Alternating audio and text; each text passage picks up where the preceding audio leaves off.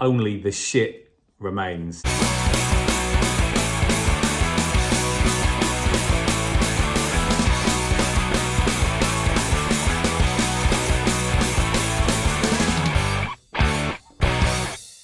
Hey, what's up guys? Hope you're all well. So this week's video is all about only the shit ever remains. What do I mean by that? I mean, whenever you're looking to sell or whenever you're looking to rent, when you are exploring multiple markets, what you will find is the stuff that really doesn't sell and the stuff that doesn't really rent will always tend to be the bottom of the pile, the shit. And in this video, I'm going to go through why that is so important and why price won't necessarily mean that either you are able to sell or rent the bottom of the pile properties, and why you can always charge a premium for a premium product. But as ever, before we get started, I haven't said this for a little while, but I need you all to do me a huge favor, and that's to smash the like button and hit subscribe.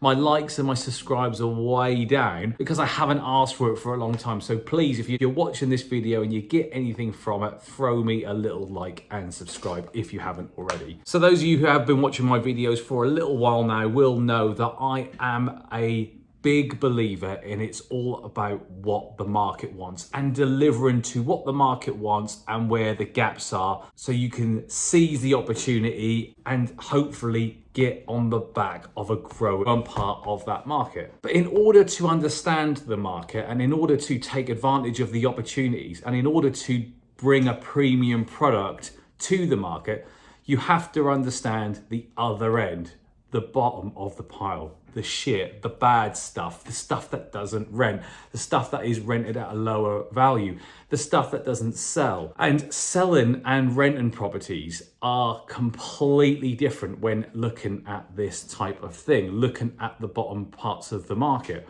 Because what necessarily doesn't rent might be a great opportunity for when you're looking to buy, but also enables you to sell something at a premium if you have capitalized on the premium end of the market and maybe a new emergent growth market. So let's start with rental properties. And I found this one fascinating and, more importantly, a bit of a laugh as well when doing my research. So those of you who do know me will know that I play in a few markets, partly commercial and partly single let residential and mainly student accommodation. And it's really that part of the market what has inspired me to do this video.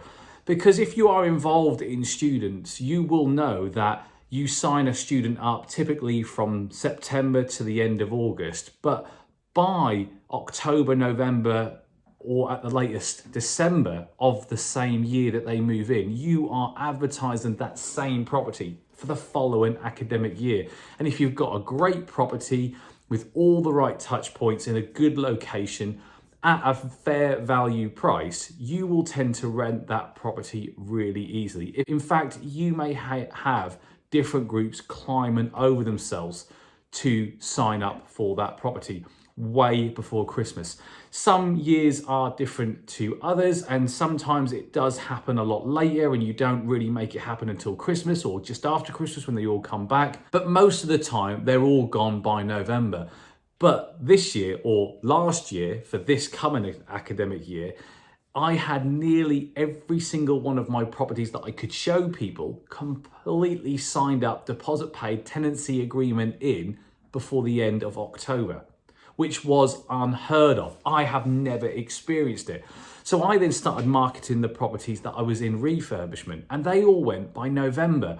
And by December, I was renting out the properties based on the videos and the pictures and showing people around my existing student houses the stuff that I'd literally just purchased, which hadn't even started a refurb. And that takes a huge amount of vision by the students when they go around and they see a property which is really dated, with no central heating, with leaks in the roof and all sorts of stuff.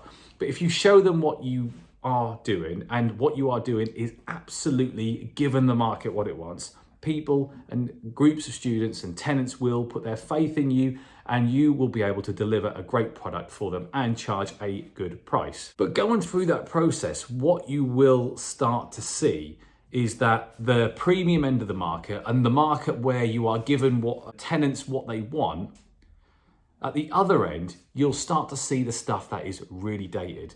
The stuff where the landlord believes that their property is the best in the market, but they still haven't rented it.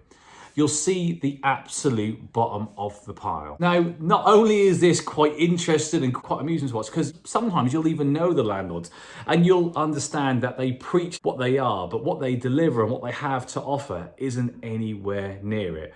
And some people will believe that you might not need to give some of the parts of the market what they want because what you're offering is good enough.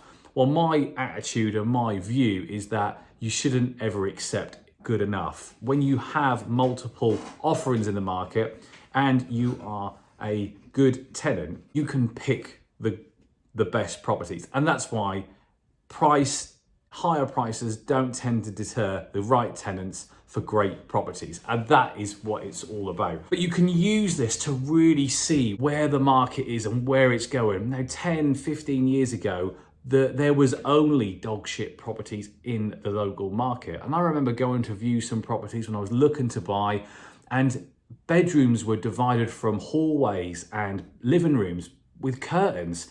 And there was like one bathroom for 4 or 5 tenants, and having mold and drafty windows and poor heating just was considered the norm. And forget having anything like premium bathrooms and kitchens, or let alone nice furnishings, instead of this old Mexican pine shit you still see. But moving forward, when you see the gap in the market and you see some of the purpose-built stuff being built and the prices they're commanding and the fact that they're renting, there lies the opportunity. So after you've had your laugh and your joke about the shit properties, you can start to see that they are not renting. And actually the configuration, the layout, the sizes of the rooms, how many bathrooms they have, the types of kitchens, the types of appliances within those kitchens, things like dishwashers, what's in the bedrooms, en suites, TVs on the walls, types of tiles in the bathrooms, types of finishing on the beds and the furniture, all start to have an impact.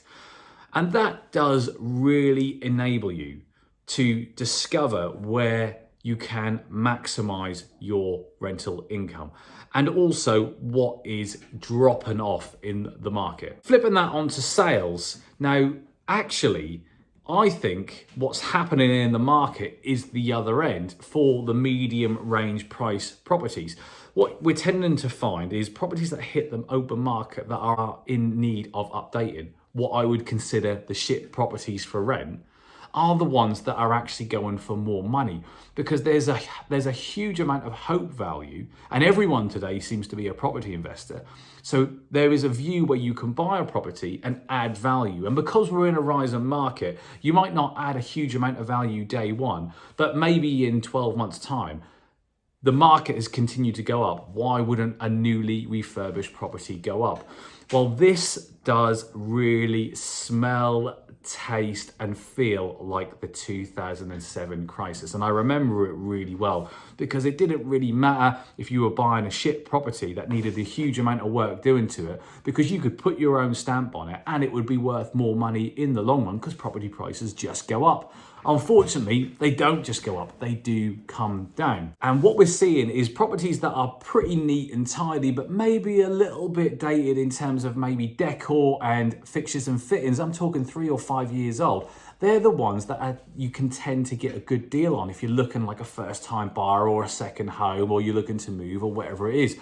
And I do think the properties that need the work doing on the open market, where you can still buy them with a mortgage, are going for too much money. And that is potentially the risk that we are seeing early on for a crash, when people start to overpay and then have to invest money in, based on the fact that the property is only going to increase in value. And that is where I think the recipe for disaster looks like it could start. So two different parts of the market, sales and rental there, for you to keep an eye on. But really, this was all about the rental, and it was a little bit of fun for me to see the shit still being advertised because it's not rented. That does just prove my point that if you deliver a premium product and you give the market what it wants, you can command a premium price and you will rent them relatively quicker than your competition. But what do you think? Love to hear your thoughts on it. Leave me a little comment below. But that's it from me. Hope you found the content rich, and I'll catch you all on the next video.